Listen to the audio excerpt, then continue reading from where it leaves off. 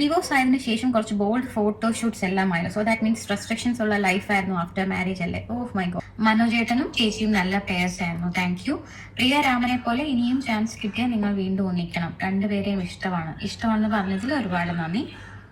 മനോജേട്ടനോടും ഞാൻ ഇനി വിളിക്കുമ്പോൾ ഞാൻ പറയാം, ശ്രദ്ധിക്കണം, അനുസരിച്ചിരിക്കും. ചില സമയത്ത് ഞാൻ കരയും, ചില സമയം ഞാൻ സൈലന്റ് ആയിട്ട് ഇറങ്ങിപ്പോരും, ചില സമയത്താണെങ്കിൽ ഞാൻ ഭയങ്കരമായിട്ട് പൊട്ടിത്തെറിക്കും. അത് ഒരു പ്രോപ്പർ വേ എനിക്ക് ഹാൻഡിലിങ്ങിലില്ല. പക്ഷേ കഴിവതും മറ്റുള്ളവർക്ക് ഒരു ബുദ്ധിമുട്ടാകാതെ നോക്കും ഞാൻ. അങ്ങനെയായിരിക്കും ഞാൻ. പിന്നെ എനിക്ക് എന്താണോ സമാധാനം തരുന്നത് അങ്ങോട്ടേക്ക് ഞാൻ മാറും. ആ ഒരു എൻവയോൺമെന്റിൽ ഞാൻ ഇറങ്ങിപ്പോരും. സമാധാനം കിട്ടുന്നില്ല എന്ന് അറിഞ്ഞാൽ ഞാൻ പിന്നെ നിൽക്കില്ല. അങ്ങനത്തെ ആൾക്കാരെ ഞാൻ മാറ്റി നിർത്തും.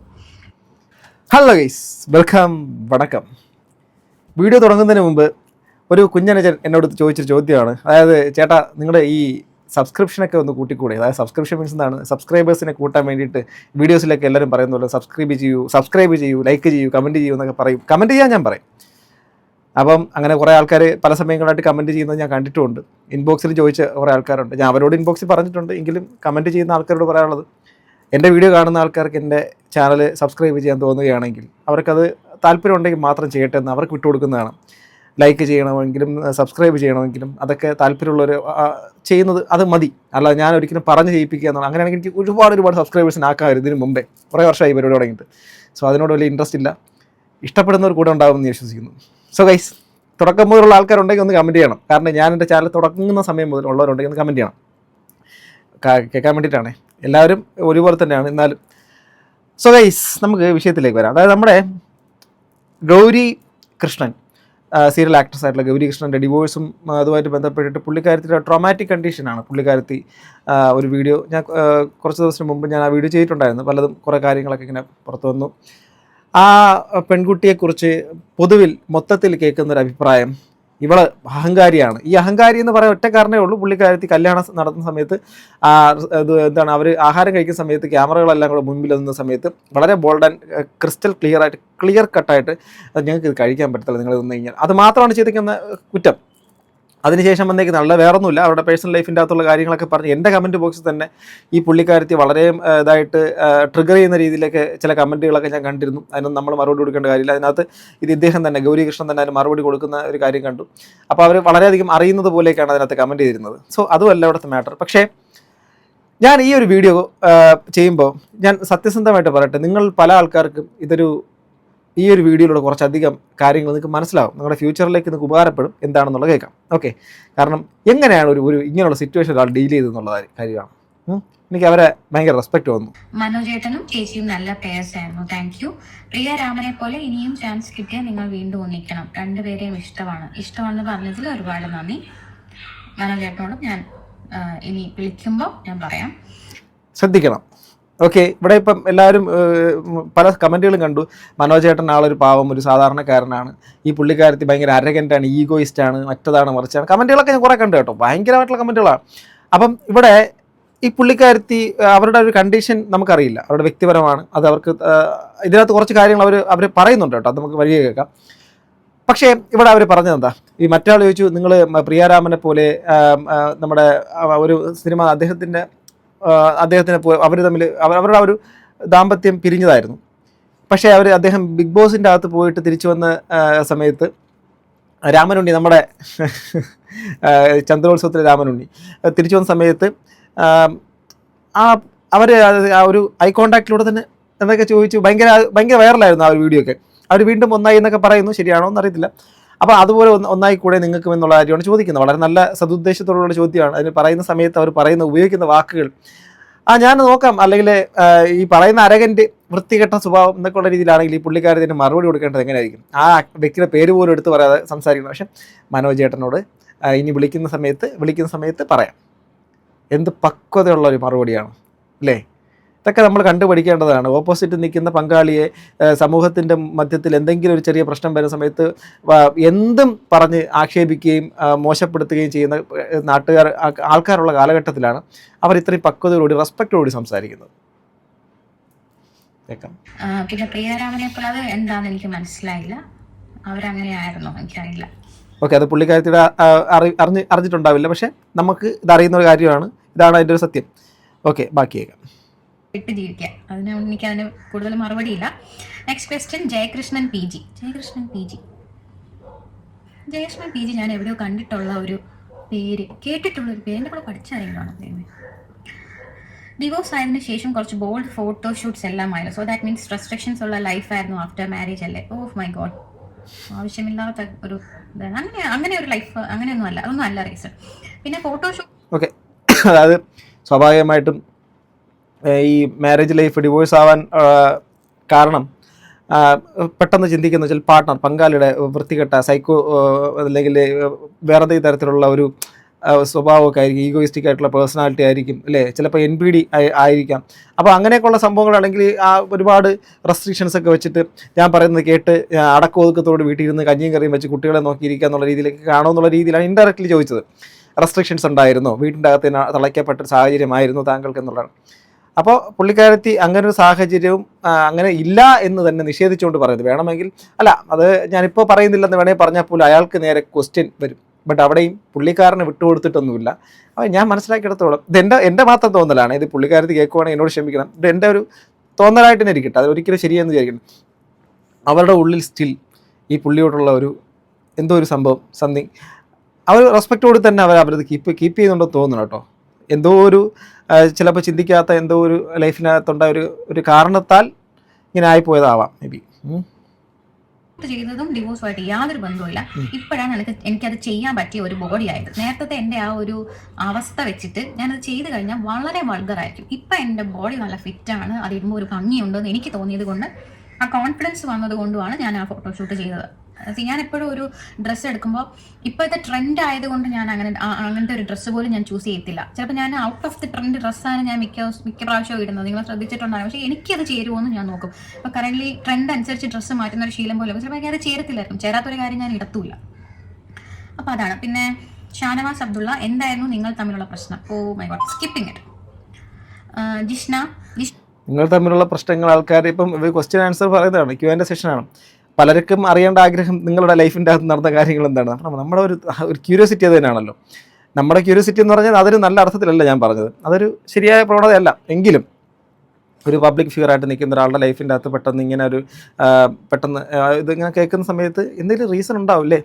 അപ്പോൾ ആ ഒരു കാര്യം അറിയാനുള്ളൊരു ആകാംക്ഷ അധികം കുറ്റപ്പെടുത്താനും പറ്റത്തില്ല. എന്നാൽ അതൊരു ശരിയായ നടപടിയാണെന്ന് വെച്ചാൽ അല്ലേ എന്തായാലും.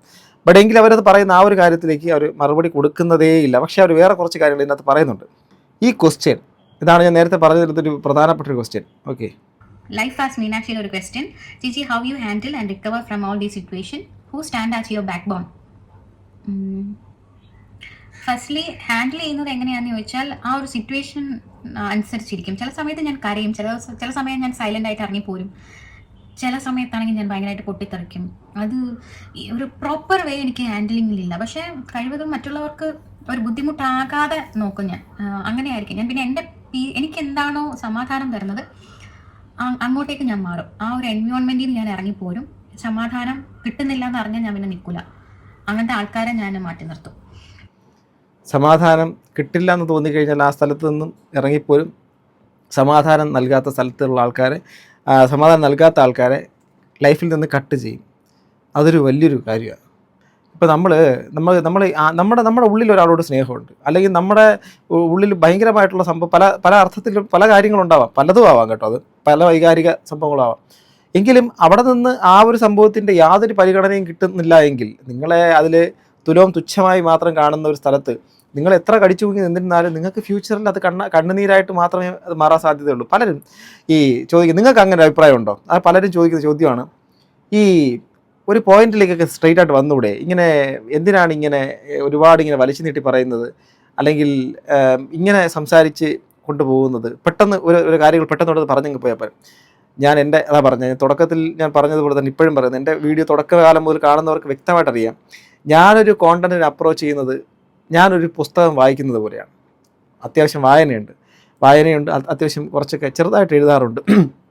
അപ്പം അതൊക്കെ കൊണ്ട് തന്നെ ഞാൻ ഓരോ ജീവിതങ്ങളെ കാണുന്നത് ആ ജീവിതത്തിൻ്റെ അകത്ത് എനിക്കെന്ത് പഠിക്കാനുണ്ട്, അതുപോലെ തന്നെ ഓരോ ജീവിതത്തിനെ ഓരോ പുസ്തകം പോലെ കാണുന്ന സമയത്ത് നമ്മൾ എന്നുള്ളൊരു വ്യക്തിക്ക് ഒരു മനുഷ്യൻ്റെ നമ്മൾ അനുഭവിക്കുന്നില്ലെങ്കിൽ മറ്റൊരാൾ അനുഭവിക്കുന്ന ഒരു കാര്യം ഇങ്ങനെ സിറ്റുവേഷൻസ് നമുക്ക് ചുറ്റും നടക്കുന്നുണ്ടെന്ന് അറിയുന്നതാണ്. ഞാൻ എന്നെ കാണുന്ന വ്യൂവേഴ്സിനോട് ഞാൻ അത് പറയുന്നത്, അതിനകത്ത് പല ആൾക്കാർക്കെങ്കിലും അത് പല സാഹചര്യങ്ങൾ അതേ അവസ്ഥയിലൂടെ കടന്നു പോകുന്നവർക്ക് ചിലപ്പോൾ അവർക്കത് ഉപകാരപ്പെട്ടാലോ എന്നൊരു ചിന്ത വെച്ചാണ്. അല്ലാതെ ഇപ്പം നമ്മുടെ ഈ പുള്ളിക്കാരത്തെക്കുറിച്ച് ഗൗരികൃഷ്ണൻ വന്ന് പറഞ്ഞു, ഗൗരികൃഷ്ണൻ്റെ ഭർത്താവും അല്ലെങ്കിൽ അവരുമായിട്ട് ഇങ്ങനെ സംസാരിച്ചു ഒരു യാന്ത്രികമായ രീതിയിലൊരു വർത്തമാനം ഒരു വാർത്ത വായിക്കുന്നത് പോലെ പറഞ്ഞു പോകാനാണെങ്കിൽ എനിക്ക് അതിനോട് തീരെ താല്പര്യമില്ലാത്ത ആളാണ് ഞാൻ. അതുകൊണ്ട് തന്നെയാണ് തുടക്കത്തിൽ പറയും എൻ്റെ സബ്സ്ക്രൈബ് ചെയ്യൂ എന്ന് ഞാൻ പറയാത്തതും, ലൈക്ക് ചെയ്യൂ എന്ന് പറയാത്തതും, ഒന്നും കമൻറ്റ് ചെയ്യൂ എന്ന് പറഞ്ഞാൽ നിങ്ങളുടെ അഭിപ്രായം അറിയുന്നുള്ള ആഗ്രഹം കൊണ്ടാണ്. ബാക്കിയൊക്കെ ഞാൻ പ്രേക്ഷകർക്ക് തന്നെ വിട്ടുകൊടുക്കുകയാണ്. അതുകൊണ്ട് ചിലപ്പോൾ ഒരു 10 മിനിറ്റുള്ള വീഡിയോ ചിലപ്പോൾ 15 മിനിറ്റ് ആവും, ചിലപ്പോൾ 20 മിനിറ്റ് ആവും, ചിലപ്പോൾ അരമണിക്കൂറാവും. പക്ഷേ ഇതേ വീഡിയോ കണ്ടിട്ട് ഞാൻ എൻ്റെ ലൈഫിൽ പോലും ചിന്തിക്കാത്ത പല മേഖലയിൽ വർക്ക് ചെയ്യുന്ന പല സാധാരണക്കാരായിട്ടുള്ളവരും അല്ലാത്തവരുമായിട്ടുള്ള ഒരുപാട് മനുഷ്യർ, പ്രഗത്ഭരായിട്ടുള്ള ആൾക്കാരടക്കം, ഞാൻ എല്ലാവരും ഒരേപോലെയാണ് കാണുന്നത് കേട്ടോ, അവരടക്കം ചിലപ്പോൾ എനിക്ക് വിശ്വസിക്കാൻ വേണ്ടി പോലും പറ്റാത്ത ആൾക്കാരൊക്കെ എന്നെ വിളിച്ച് സംസാരിച്ചിട്ടുണ്ട്. അപ്പോൾ അങ്ങനെ പറയുന്നത് അവർ കേൾക്കുന്നതൊക്കെ ഒരു ആശ്വാസമാണെന്ന് കേൾക്കുമ്പോൾ എനിക്ക് വലിയ സന്തോഷം. എനിക്ക് സന്തോഷം കിട്ടുക എന്നുള്ളതല്ല, ഞാനൊരു കോണ്ടന്റ് എടുക്കുന്നു, പലരും ചോദിക്കുന്നുണ്ട് ഇതെന്താ നിങ്ങൾ ഇങ്ങനെ ഒരിടത്തും ഇങ്ങനെ ഇല്ല അവരെ തീരെ അങ്ങോട്ട് പോളിഷ് ചെയ്ത് സംസാരിക്കുന്നു, അവരെ അങ്ങ് അടിക്കുന്നില്ല. എന്തിനടിക്കണം? മറ്റൊരാളുടെ ജീവിതമാണ്. ഞാനിവിടെ അടിച്ചുപയോഗിച്ചുകൊണ്ട് ഈ ഞം തിന്നുന്നതിൽ എനിക്ക് തൃപ്തിയില്ല. അങ്ങനെ ഉണ്ടാക്കുന്ന ഒരു സംഭവത്തിനോട് എനിക്ക് വലിയ താല്പര്യം ഇല്ല. പണ്ട് കാലത്തൊക്കെ ഉള്ള വീഡിയോ കണ്ടവർക്കറിയാം എങ്ങനെയായിരുന്നു എൻ്റെ ഒരു ശൈലി എന്നുള്ളത്. പക്ഷേ എനിക്ക് ഇന്ന് ആ ശൈലിയോട് തീരെ താല്പര്യമില്ല. ഞാൻ എൻ്റെ ഇന്നലകളെ തീരെ ഒഴിവാക്കിയ ആളാണ്. സോ നമുക്ക് അതിലേക്കൊന്നും പോകണ്ട, ബാക്കി പിന്നെ എങ്ങനെയാണ് റിക്കവർ ചെയ്യുന്നതെന്ന് ചോദിച്ചാലും എല്ലാ മനുഷ്യരെയും പോലെ വിഷമം ഭയങ്കരമായിട്ടുണ്ടാവാറുണ്ട്. റിക്കവർ ആവുന്നത് എങ്ങനെയാണെന്ന് വെച്ചാൽ എനിക്കറിയില്ല, കൊച്ചിലെ മുതൽ I have A kind of strength. ഞാൻ വീഴും, ഞാൻ പെട്ടെന്ന് എന്നെ തോൽപ്പിക്കാൻ പറ്റുന്ന ഒരു കാര്യം സ്നേഹിച്ച് തോൽപ്പിക്കാൻ പറ്റും. വഴക്ക് പറഞ്ഞൊന്നും എന്നെ തോൽപ്പിക്കാൻ പറ്റില്ല. അങ്ങനെ ഒന്നും എൻ്റെ അടുത്ത് മര്യാദയ്ക്ക് പറഞ്ഞാൽ ഞാൻ അനുസരിക്കും. ഞാൻ വളരെ നന്നായിട്ടായിരുന്നു. പക്ഷെ എൻ്റെ അടുത്ത് ഭയങ്കര തലേ കയറാൻ വന്ന് ഞാൻ അത് സമ്മതിക്കില്ല. അപ്പോൾ റിക്കവർ ആവുന്നത് പോലും ഈ പറഞ്ഞ പോലെ ഞാൻ കരയും, എല്ലാ മനുഷ്യരെയും പോലെ കരയും. ഇമോഷൻസ് വന്നാൽ ഞാനത് എക്സ്പ്രസ് ചെയ്യും. ഇങ്ങനെ മനസ്സിൽ പിടിച്ചിങ്ങനെ മീൻസ് എക്സ്പ്രസ് ചെയ്ത് തീർക്കും. അതാണ് കറക്റ്റ്, അങ്ങനെയല്ലേ പറയാം. ഞാൻ എന്താണെങ്കിലും അത് എക്സ്പ്രസ് ചെയ്ത് തീർക്കും. അപ്പോൾ നമുക്ക് പെട്ടെന്ന് റിക്കവർ ചെയ്യാം. നമ്മുടെ മനസ്സിൽ എന്തെങ്കിലും നമ്മളിങ്ങനെ ഇട്ടുകൊണ്ടിരുന്നോ അത് നമ്മൾ സ്റ്റക്കായി പോകും. അവിടെ നമുക്ക് മൂവ് ഓൺ ചെയ്യാൻ പറ്റത്തില്ല. കരച്ചിൽ വരുമ്പോൾ ഞാൻ അങ്ങ് കരഞ്ഞ് തീർക്കും. അത് ആൾക്കാർ കണ്ട് കരയണമെന്നൊന്നുമില്ല, നമ്മൾ കരഞ്ഞ് തീർക്കുക. കുളിക്കുമ്പോൾ കരഞ്ഞാൽ മതി. അത് കരഞ്ഞ് തീർക്കും. ദേഷ്യമാണെങ്കിൽ ഞാനത് കാണിച്ചങ്ങ് തീർക്കും. ഒന്നും എൻ്റെ മനസ്സിൽ ഞാൻ വെച്ചുകൊണ്ടിരിക്കില്ല, അത് പോവും, അത്രേ ഉള്ളൂ. വികാരങ്ങൾ തടഞ്ഞു വയ്ക്കാതിരിക്കുന്നതാണ് എപ്പോഴും നല്ലത്. അപ്പോൾ അത് നമ്മുടെ ഉള്ളിൽ നിന്ന് പുറത്തേക്ക് പോയി കഴിഞ്ഞാൽ പിന്നെ നമ്മളത് നമ്മുടെ ഒരു തലച്ചോറിന് സ്ട്രെസ് കുറയും. അത്രയേ ഉള്ളൂ എനിക്കതിൽ പറയാനുള്ളത്. Who stand as your backbone എന്ന് ചോദിച്ചാൽ എനിക്ക് ആരുമില്ല, ഞാൻ തന്നെയാണ്. പക്ഷെ നമ്മളുടെ ബാക്ക് ബോൺ എപ്പോഴും നമ്മൾ തന്നെ ആയിരിക്കണം എന്നാണ് എൻ്റെ ഒരു കാഴ്ചപ്പാട്. കാരണം നമ്മൾ ആ ഒരു മറ്റൊരാളെ നമ്മളുടെ ബാക്ക് ബോൺ ആക്കി ആ ആളില്ലെങ്കിൽ നമ്മൾ വീഴില്ലേ. സോ നമ്മളുടെ ബാക്ക് ബോൺ എപ്പോഴും നമ്മൾ തന്നെ ആയിരിക്കണം.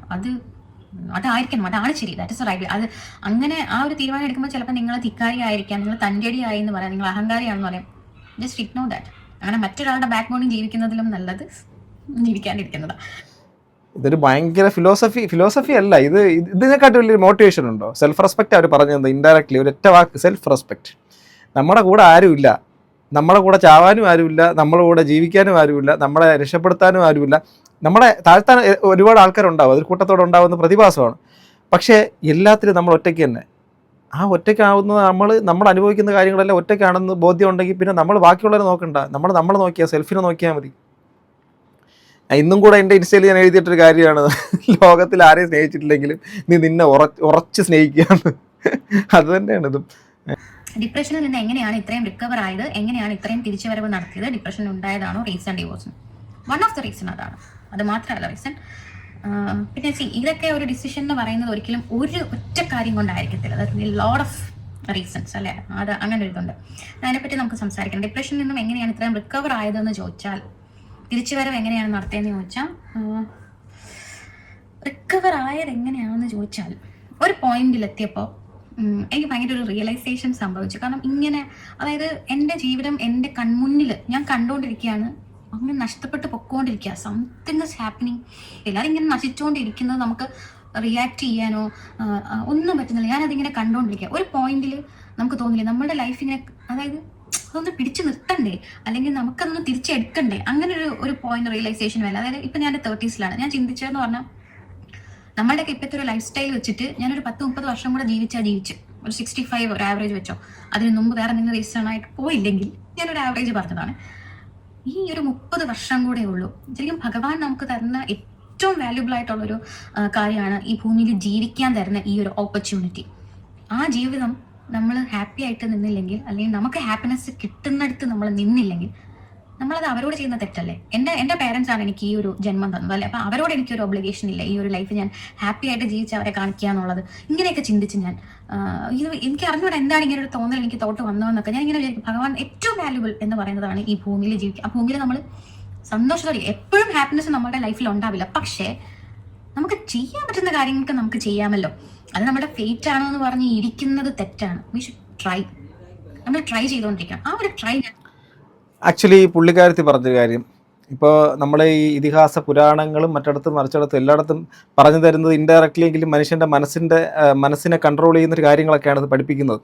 അതിനകത്തു നിന്നും പറഞ്ഞു തരുന്നത് നമ്മളെ സ്ട്രോങ് ആക്കുന്നത് നമ്മുടെ ഇൻറ്റേർണൽ നമ്മളെ ആ ഒരു സ്ട്രെങ്തിനെ ഡെവലപ്പ് ചെയ്യുന്ന കാര്യങ്ങളൊക്കെ തന്നെയാണ് പറയുന്നത്. അത് പല രീതിയിൽ പല ദൈവങ്ങളായിട്ട് മറ്റതും പല ക്യാരക്ടറായിട്ടൊക്കെ വരുന്നു എന്നുള്ളത് സംഭവം. ആക്ച്വലി ഇതെല്ലാം നമ്മുടെ ഇൻസൈഡുള്ള നമ്മുടെ തന്നെ ദ്വന്ദ്വം, നമ്മുടെ ഉള്ളിലുള്ള ഒരു കുരുക്ഷേത്ര യുദ്ധം, അത് നമ്മുടെ തലച്ചോറിൻ്റെ അകത്ത് നിന്ന് നമ്മളെ ഓരോ സെക്കൻഡുകളിൽ കോടിക്കണക്കിന് ചിന്തകൾ ഇങ്ങനെ വന്നുകൊണ്ടിരിക്കും. അതിനകത്ത് പലതും നമ്മളെ അസ്വസ്ഥപ്പെടുത്തും. ചിലതിലേക്ക് നല്ല ചിന്തയിലേക്ക് നമുക്ക് പോകാൻ പോലും പറ്റത്തില്ല. നമ്മളെ സ്ട്രെസ്സിലേക്ക് ഇത് കൊണ്ടുപോകും. നമ്മുടെ തലച്ചോറിനെ റീസെറ്റ് ചെയ്യുന്ന, നമ്മുടെ ചിന്തകളെ റീസെറ്റ് ചെയ്യാൻ വേണ്ടിയിട്ട് കഴിയുന്ന ഒരു സ്വിച്ച് ഉണ്ടായിരുന്നെങ്കിലെന്ന് ഞാൻ ഇടയ്ക്ക് ചിന്തിച്ചിട്ടുണ്ട്. കാരണം ചില സമയത്ത് ഈ ചിന്തകൾ ഇങ്ങനെ വന്ന് നമ്മളെ ഇങ്ങനെ നിറയുന്ന സമയത്ത് നമ്മുടെ ഈ ഒരു ബലൂണിൻ്റെ ഒരു വലിപ്പം അറിയാം, അതിനെക്കാട്ടിൽ കൂടുന്ന തരത്തിൽ പൊട്ടിത്തെറിക്കുന്ന രീതിയിൽ, എന്നാലും പൊട്ടത്തില്ല, വീണ്ടും നിറയുന്ന ഒരു അവസ്ഥ. അങ്ങനെ ഭീകരമായ രീതിയിലാണ് മനുഷ്യൻ്റെ തലച്ചോറിൻ്റെ അകത്ത് ഈ ചിന്തകൾ ഉണ്ടാകുന്നത്. അതിനകത്ത് ബഹുഭൂരിപക്ഷ ചിന്തകളും നമുക്ക് ആവശ്യമില്ലാത്തതും അനാവശ്യമായിട്ട് നമുക്ക് സ്ട്രെസ്സ് തരുന്ന വിഷയങ്ങളാണ്. അപ്പം ഈ സമയങ്ങളിലെല്ലാം നമ്മുടെ തലച്ചോറിൽ നിന്ന് നമ്മുടെ ചിന്തകളെ നമ്മളൊരു പരിധിക്കപ്പുറം അതിനെ നമ്മൾ കൺട്രോൾ ചെയ്യാനോ അതിൻ്റെ പുറകെ ചിന്തിച്ച് നടക്കാനോ ശ്രമിച്ചു കഴിഞ്ഞാൽ നമ്മുടെ ജീവിതം ഹാപ്പിനെസ് ഇല്ലാത്ത രീതിയിൽ അത്രമേൽ ദുരിതപൂർണ്ണമായിട്ട് മാറും. അവർ പറഞ്ഞൊരു വലിയ കാര്യമാണ്, ഈ ഭൂമിയിൽ നിങ്ങളോ ഞാനോ ഇവിടെ ആർക്കെങ്കിലുമൊക്കെ എന്തെങ്കിലുമൊക്കെ ചെയ്യാനുണ്ടോ എന്ന് ചോദിച്ചാൽ, നിങ്ങൾ ഞാൻ ചെയ്താലും ചെയ്തില്ലെങ്കിലും ഇവിടെ ഒന്നും സംഭവിക്കാനൊന്നും പോകുന്നില്ല. നമ്മൾ ചെയ്താലും ചെയ്തില്ലെങ്കിലും ഒന്നും സംഭവിക്കാൻ വേണ്ടിയിട്ട് പോകുന്നില്ല. നമ്മളെങ്ങനെ ഉണ്ടായത്? ഈ ഭൂമി പണ്ട് കാലം മുതൽ നമ്മുടെ ഈ ബിഗ് ബാങ് തിയറിയൊക്കെ ഉള്ള ഇത് വെച്ചിട്ട് നോക്കുവാണെങ്കിൽ നമ്മുടെ ഈ ഒരു സോളാർ സിസ്റ്റം, അതുപോലെ തന്നെ നമ്മുടെ ഈ ഗാലക്സി, സോളാർ സിസ്റ്റം, ഇതൊക്കെ മിൽക്കി വേ ഗാലക്സി, നമ്മുടെ തൊട്ടടുത്ത ആൻഡ്രോമേഡ ഗാലക്സി, ഓക്കെ അതൊക്കെ പോട്ടെ. അവിടെ നമ്മൾ ഈ ഒരു ചെറിയ നമ്മുടെ ഈ പ്രപഞ്ചത്തിൻ്റെ മൊത്തം ഒരു ഇതെടുത്തു കഴിഞ്ഞാൽ ഈ പറയുന്ന ഈ സോളാർ സിസ്റ്റം പോലും ഒരു മണൽത്തരിയുടെ അത്ര പോലും ഈ പ്രപഞ്ചത്തിൻ്റെ വലിപ്പത്തിൽ വെച്ച് നോക്കിയാൽ ഇല്ല. അപ്പോൾ അതിൻ്റെ അകത്തുള്ള ഭൂമിയെ ഇപ്പോൾ നടന്നിട്ടുള്ള ആർട്ടിമിസ് അല്ലേ, നമ്മുടെ ചാന്ദ്ര ദൗത്യം, അതിൻ്റെ അകത്ത് നമ്മളെ നമ്മളെ ഫോട്ടോ, നമ്മുടെ ഭൂമിയുടെ ഫോട്ടോ എടുത്തു. ആ ഫോട്ടോയ്ക്കകത്ത് ഭൂമിയെ കണ്ടപ്പോൾ അതിനകത്ത് രാജ്യങ്ങളൊന്നും കാണാനൊന്നുമില്ല. അതിനകത്ത് മൊത്തം വെള്ളം നിറഞ്ഞ ഒരു ചെറിയ ഒരു നീല ഒരു ഗോളം കാണാൻ വേണ്ടിയിട്ട് പറ്റുന്നു, ചെറുതായിട്ട് ഒരു പച്ചപ്പ് കാണാനും പറ്റുന്നു. അപ്പോൾ അതിൻ്റെ അകത്താണ് ഈ ബില്യൺ കണക്കിന് മനുഷ്യന്മാരുള്ളത്. അപ്പോൾ ഈ മനുഷ്യന്മാരിലാണ് ഞാൻ നിങ്ങളടങ്ങുന്ന എല്ലാ സമൂഹവും ഇവിടെ കിടന്ന് അടികൂടുന്നത്, യുദ്ധം ചെയ്യുന്നത്, അങ്ങോട്ടും ഇങ്ങോട്ടും അഹങ്കരിക്കുന്നതെല്ലാം ചെയ്യുന്നത്. നമ്മൾ ആകെപ്പാടെ കിട്ടിയ ഒരു ഓപ്പർച്യൂണിറ്റി എന്ന് വെച്ചാൽ നമുക്കൊരു ജീവിതമാണ്. നിങ്ങളുടെ ലൈഫിൽ ഒരു ലോട്ടറി അടിച്ചേക്കെന്ന് വിചാരിച്ചോ, നിങ്ങൾക്ക് മറ്റൊന്നുമല്ല ലോട്ടറി, നിങ്ങൾക്ക് ഈ ഭൂമി ജീവിക്കാൻ കിട്ടിയൊരു അവസരമാണ്. ഈ അവസരത്തിനെ നിങ്ങളുടെ മുമ്പിൽ വരുന്ന വികാരങ്ങളെ, നിങ്ങളുടെ വേദന ആയിക്കോട്ടെ, സന്തോഷമായിക്കോട്ടെ, മറ്റുള്ള പല കാര്യങ്ങളായിക്കോട്ടെ, അത് എക്സ്പീരിയൻസ് ചെയ്ത് പോകുമ്പോൾ മാത്രമാണ് നിങ്ങളുടെ ഈ ലൈഫ് ഇതാവുക. ഞാൻ സത്യം പറയാം, നമുക്ക് ഹാപ്പിനെസ് ഉണ്ടാക്കുക എന്ന് പറയുന്നില്ല, അത് ഞാൻ ആ ഒരു സംഭവത്തിനോട് തീരെ യോജിക്കുന്നില്ലെന്നല്ല. ഹാപ്പിനെസ് എന്നുള്ള സാധനം ശരിക്കും പറഞ്ഞാൽ ഹാപ്പിനെസ് എന്ന് പറയുന്നത് പോലും അപ്പുറത്തെ സൈഡിൽ നമ്മുടെ സ്ട്രെസ്സും പെയിനും ഉള്ളതുകൊണ്ടാണ്. അഥവാ നമുക്കിപ്പം കയ്പ്പ് മധുരം എന്നുള്ള സംഭവം, മധുരം എന്നുള്ള സാധനത്തിന് അറിയണമെങ്കിൽ അപ്പുറത്ത് കയ്പുണ്ടായതുകൊണ്ട് മാത്രമാണ് ഇത് മധുരമായിട്ട് നമുക്ക് മാറുന്നത്. അതുകൊണ്ട് ഇത് രണ്ടും ഒരു നാണയത്തിൻ്റെ രണ്ട് വശങ്ങളാണ്. ഇതില്ലാതെ നമുക്ക് ജീവിക്കാൻ വേണ്ടിയിട്ട് പറ്റില്ല. പക്ഷേ ഈ കയ്പെന്ന് പറയുന്ന സാധനത്തിനെയും നമ്മൾ അതിനെ ഉപയോഗിച്ച് ലൈഫിൻ്റെ അകത്ത് അത് വലിയ ഇതൊക്കെ നമ്മുടെ ലൈഫിൻ്റെ ഒരു പാർട്ടാണെന്ന് നമ്മൾ ചിന്തിച്ച് തുടങ്ങിയാൽ തീർച്ചയായിട്ടും നമുക്കതും വലിയ പ്രശ്നമില്ലാതെ മാറും. നമ്മളെല്ലാത്തിനും ഓവർ തിങ്ക് ചെയ്യുന്നൊരു പ്രശ്നമാണ് നമ്മളെല്ലാവരും കുഴപ്പം. ചിന്തകൾ അതിൻ്റെ വഴിക്ക് വിടുക. ചിന്തകളും നമ്മളും രണ്ടാണെന്ന് ചിന്തിക്കുക. നമ്മുടെ ചിന്തകൾ ആ വഴിക്ക് പോട്ടെ, നമ്മളതിൻ്റെ പുറകെ പോകണ്ട. ഒരു ചിന്ത വരുന്ന ഒരു കാര്യങ്ങൾ, ആങ്സൈറ്റി ഇഷ്യൂസാണ് പലരും ഫ്യൂച്ചറിൽ ഇങ്ങനെ നടക്കുന്നുള്ളവർ ഇപ്പോഴേ ചിന്തിച്ച് കൂട്ടി തലമുണ്ടാക്കി വേദനിച്ച് സ്വയം നരകിച്ച് ജീവിച്ച് തീർക്കും. ചില സ്ഥലങ്ങളിൽ പെട്ടുപോയിട്ട് നരകിച്ച് തീർക്കും. നിങ്ങളുടെ ജീവിതത്തിന് ഒരിക്കലും ശാശ്വതമല്ലാത്ത, നിങ്ങളെ ഒരിക്കലും മുന്നോട്ട് കൊണ്ടുപോകാൻ താല്പര്യമില്ലാത്ത രീതിയിലുള്ള എവിടെയെങ്കിലും ചുറ്റപ്പെട്ട് കിടക്കുകയാണ് നിങ്ങളെങ്കിൽ ആ ചങ്ങല പൊട്ടിച്ച് നിങ്ങൾ ഒറ്റയ്ക്കായി പുറത്ത് വന്നിട്ട് നിങ്ങൾ ജീവിക്കാൻ ശ്രമിക്കണം. അവിടെ ഒറ്റയ്ക്കായിരിക്കും ജീവിക്കുക. അത് വലിയൊരു ഫിലോസഫിയാണ് പുള്ളിക്കാരത്തിയോടെ പറഞ്ഞു പോയത്. അതുകൊണ്ടാണ് ഞാൻ ഇത്ര സംസാരിച്ചത്. ഓക്കെ, നടത്തി എനിക്ക് പെട്ടെന്ന് തിരിച്ചു വരാൻ പറ്റി. അതാണ് ഞാൻ ചെയ്തത്. ഞാനത് ട്രൈ ചെയ്തു. പിന്നെ ഞാൻ ഈ പറഞ്ഞ പോലെ വർക്കൗട്ട് ഷാനുവിൻ്റെ അടുത്ത് ജോയിൻ ചെയ്തു. അതെനിക്ക് ഭയങ്കരമായിട്ടുള്ള വ്യത്യാസം കൊണ്ടുവന്നു. പിന്നെ 1 hour ഞാൻ ഡെയിലി നടന്നു. ഇത്രയൊക്കെ കാര്യങ്ങൾ ചെയ്തപ്പോൾ തന്നെ എനിക്ക് ഗ്രാജുവലി മനസ്സിലായ ഒരു കാര്യം, എനിക്ക് ചെറിയ ചെറിയ സന്തോഷം കിട്ടാൻ തുടങ്ങി. പാട്ട് കേൾക്കാൻ തുടങ്ങി. പാട്ടൊന്നും എനിക്ക് കേൾക്കാൻ പറ്റുന്നുണ്ടായിരുന്നില്ല. കണ്ണാടി നോക്കാൻ തുടങ്ങി. ഞാൻ കണ്ണാടി നോക്കത്തില്ലായിരുന്നു. Because I don't want to see myself. എനിക്ക് എന്നെ ഈ മോശമായിട്ട് എന്നെ കാണണ്ട. എനിക്ക് അങ്ങനെ കണ്ണാടി ഞാൻ മാക്സിമം അവോയ്ഡ് ചെയ്യാൻ തുടങ്ങി. ഡിപ്രഷൻ്റെ പീക്കിലെത്തിയ മനുഷ്യന്മാരിൽ ഉണ്ടാകുന്ന ചില കാര്യങ്ങളിലൊന്നാണ് അത് പറഞ്ഞത്. കണ്ണാടി നോക്കുന്ന സമയത്ത് ഡിപ്രഷൻ അടിച്ച് നിൽക്കുന്ന ഒരു വ്യക്തിക്ക് ശരിക്കും പറഞ്ഞാൽ താളം തെറ്റി നിൽക്കുന്ന ഒരവസ്ഥയാണ്. അതായത് മരണത്തിൻ്റെയും ജീവിതത്തിൻ്റെ ഇടയ്ക്ക് താഴെ അഗ്നികുണ്ഡത്തിൻ്റെ മുകളിൽ ഒരു നൂല് കെട്ടി ആ നൂലിൽ കൂടെ ജീവിതത്തിലേക്ക് തിരിച്ച് വരാൻ വേണ്ടിയിട്ട് ശ്രമിക്കുന്ന അത്രയും കഷ്ടപ്പാടാണത്. അത്രയും പെയിൻഫുള്ളാണ്. ആ സമയത്ത് നമുക്കുണ്ടാകുന്ന ശാരീരിക മാറ്റം പോലും ഭയപ്പെടുത്തുന്ന ഭയാനകമായിട്ടുള്ള കാര്യം അത് ഡിപ്രഷൻ അനുഭവിച്ചവർക്ക് വ്യക്തമായിട്ട് മനസ്സിലാക്കാൻ പറ്റും. അപ്പോൾ അങ്ങനെയുള്ളൊരു ജീവിതത്തിലൂടെ കടന്നു പോകുന്ന സമയത്ത് നമുക്ക് എല്ലാത്തിനോടും ഒരു വിരക്തിയായിരിക്കും, വല്ലാത്തൊരു വിരക്തിയായിരിക്കും. കാരണം നമ്മൾ ആഗ്രഹിച്ചത് അല്ലെങ്കിൽ കെട്ടിപ്പടുക്കാൻ ശ്രമിച്ചതിൽ നിന്നെല്ലാം നമ്മൾ എവിടെയോ പോയി പിന്തള്ളപ്പെട്ടു എന്നുള്ളൊരു വല്ലാത്തൊരു മനസ്സിൻ്റെ ഒരു ഭാരം. അങ്ങനെയൊക്കെ വരുന്ന സമയത്ത് ഇതൊക്കെ മുഖം നോക്കുന്ന സമയത്ത് പോലും നമുക്ക് നമ്മളോടൊരു അപകർഷതാബോധമൊക്കെ തോന്നും. ഇതെന്തോ ഇങ്ങനെ, ഞാൻ എന്തുകൊണ്ട് ഇങ്ങനെ ആയിപ്പോയി എന്നൊക്കെ തോന്നലൊക്കെ വന്നേക്കാം. അതാണ് ആ പുള്ളിക്കാരത്തി പറയുന്നത്. എനിക്കത് റിലേറ്റ് ചെയ്യാൻ പറ്റും, നിങ്ങൾക്ക് പല ആൾക്കാർക്ക് റിലേറ്റ് ചെയ്യാൻ പറ്റും. പക്ഷെ പിന്നെ ഞാൻ കണ്ണാടി നോക്കാൻ തുടങ്ങി. അപ്പോൾ അതൊക്കെ എനിക്ക് മനസ്സിലായി, ഞാൻ പതുക്കെ തിരിച്ച് വരുവാണെന്ന് മനസ്സിലായി. ഓക്കെ, അപ്പോൾ നിങ്ങൾ ഈ പുള്ളിക്കാരത്തിയുടെ ഈ ഒരു ജേണിയുടെ വീഡിയോ ഗൗരി കൃഷ്ണൻ എന്നുള്ള ചാനൽ ഏതാണ്ട് 32 മിനിറ്റ്സ് ഉണ്ട്, നിങ്ങൾ പോയി കാണുക. ഗൗരി കൃഷ്ണൻ എന്നുള്ള ആ ഒരു ചാനലിൽ പോയിട്ട് നിങ്ങൾ കാണുക. പിന്നെ എൻ്റെ പ്രിയപ്പെട്ട സുഹൃത്തുക്കളെ, അവർ പറഞ്ഞ ഒരു വാചകം തന്നെ നിങ്ങളോട് എനിക്ക് പറയാനുള്ളൂ. ഇവിടെ ഇരുന്ന് ഈ സംസാരിക്കുന്ന കൊണവണാന്ന് ഈ വർത്തമാനം പറയുന്ന ഞാൻ 100 വർഷത്തിന് ശേഷം ഈ ഭൂമിയിലില്ല. ആ ഭൂമിയിൽ നിന്ന് നഷ്ടപ്പെടുന്ന ഞാൻ എങ്ങനെ നഷ്ടപ്പെടുന്നു വെച്ച് കഴിഞ്ഞാൽ, എൻ്റെ ശരീരത്തിലുള്ള ജലാംശം നഷ്ടപ്പെട്ട് എൻ്റെ ശരീരത്തിൻ്റെ അകത്തുള്ള ഞാനിതുവരെ ഇവിടെ നിന്ന് ഈ ഭൂമിയിൽ നിന്ന് തന്നെ കിട്ടുന്ന കായും കനിയും മറ്റുള്ള ജീവികളെയും തിന്ന് ഉണ്ടാക്കിയ ഈ ശരീരം ഇവിടെ കത്തിച്ച് കളഞ്ഞ ചാമ്പലാവും, അല്ലാതെ ശ്മശാനത്തിലും അല്ലാതെ എങ്ങനെയാണെങ്കിലും അഴുകിയോ ഒക്കെ ജീർണിച്ച് ഇവിടെ തന്നെ പൊടിപടലങ്ങളായിട്ട് മാറും. പിന്നെ ഭൂമിയിലേക്ക് ബലപുഷ്ടിയായിട്ട് മാറും. കുറച്ചധികം അവിടെ ഇവിടെയുള്ള പുല്ലും ചെടികളും അല്ലെങ്കിൽ ഏതെങ്കിലും മരങ്ങളും ഒക്കെ ആയിട്ട് അത് ഭക്ഷണമായിട്ട് അവർക്ക് മാറി നമ്മൾ തിരിച്ചിവിടെ റീസൈക്കിൾ പ്രോസസ്സിൽ നിന്ന് അങ്ങ് പോകും. അതിൻ്റെ അപ്പുറത്തേക്ക് ഈ ലോകത്തിന് ഇപ്പോൾ അലക്സാണ്ടർ ചക്രവർത്തിയും ഉണ്ടാക്കിയിട്ടില്ല, ഹിറ്റ്ലറും ഉണ്ടാക്കിയിട്ടില്ല, ഈ നെതന്യാഹു ഉണ്ടാക്കത്തില്ല, ട്രംപും ഉണ്ടാക്കത്തില്ല, പോപ്പും ഉണ്ടാക്കത്തില്ല, നിങ്ങളും ഉണ്ടാക്കത്തില്ല, ഞാനും ഒന്നും ഉണ്ടാക്കത്തില്ല. ആകെ ചെയ്യാൻ പറ്റുന്നൊരു കാര്യം, ഉണ്ടാക്കാൻ പറ്റുമെന്നുള്ള കാര്യം, ഇവിടെ ഈ കിട്ടിയിരിക്കുന്ന ഈ ഒരു സമയത്തെ ഈ ജീവിതത്തിനെ നിങ്ങൾക്ക് സ്വർഗ്ഗസമാനമാക്കാൻ വേണ്ടിയിട്ട് പറ്റാം. അത് നിങ്ങൾ സ്വന്തമായിട്ട് തന്നെ നിങ്ങളുടെ മനസ്സിനെ അത്രയും നന്നാക്കിയെടുക്കുക. തലച്ചോറിൻ്റെ അകത്ത് അനാവശ്യ ചിന്തകളെ പരമാവധി ഒഴിവാക്കിയെടുക്കുക. ഇതൊരു അഡ്വൈസ് ഒന്നുമല്ല കേട്ടോ, അഡ്വൈസ് ചെയ്യാൻ ഞാൻ ആരുമല്ല. പക്ഷേ പറയണമെന്ന് തോന്നി പറഞ്ഞു. അവരുടെ ഒരു വീഡിയോ എനിക്കത് കണ്ടപ്പോൾ ഭയങ്കര സന്തോഷം തോന്നി. അവരുടെ ലൈഫിൽ ഇത്രയും വലിയൊരു സ്ട്രഗിളിലൂടെ അവരതിൽ നിന്ന് പുറത്ത് കടന്ന് സന്തോഷവതിയായിരിക്കുന്നു എന്ന് കേട്ടതിൽ വളരെ സന്തോഷം. നിങ്ങൾക്ക് ഇനി ഉയർച്ചയുടെ തുടക്കമായിരിക്കും എന്നുള്ളത് ഉറപ്പിച്ച് ഞാൻ പറയാം. കാരണം അത് പറയാൻ കാരണങ്ങളുമുണ്ട്. ഇനി അവരുടെ ലൈഫ് മാറും, ഉറപ്പാത്. സോ നിങ്ങളിൽ പല ആൾക്കാർക്കും ഇതേ അവസ്ഥയിലാണ് നിങ്ങളും കടന്നു പോകുന്നത്. നിങ്ങളുടെ ജീവിതവും തീർച്ചയായിട്ടും മാറാൻ വേണ്ടിയിട്ട് പരിശ്രമിക്കുക, പുറത്ത് വരിക. സോ ഗൈസ്, നിങ്ങളുടെ അഭിപ്രായം താഴെ കമൻറ്റ് ബോക്സിൽ ഉൾപ്പെടുത്തുക. അടുത്തൊരു വീഡിയോ കാണുന്നത് ഗൈസ്, ബൈ.